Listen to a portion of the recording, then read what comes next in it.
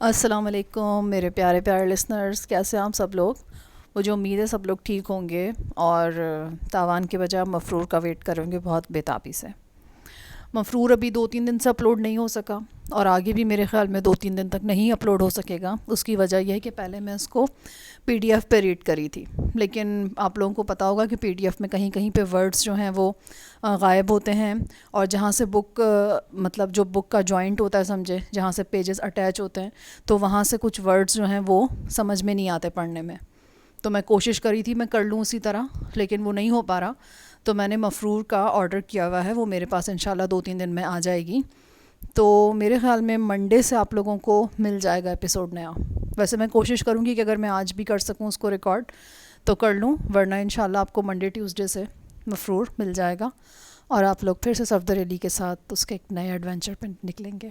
دیکھتے ہیں وہ کہاں جاتا ہے، نیپال، اور وہاں پہ اس کو وہ بھاندر ناس ملتا ہے یا نہیں۔ تو تھوڑا سا صبر کریں، اور انشاءاللہ آپ لوگوں کو یہ اسٹوری بھی بہت اچھی لگے گی، جسٹ لائک تاوان۔ ٹیک کیئر، اللہ حافظ۔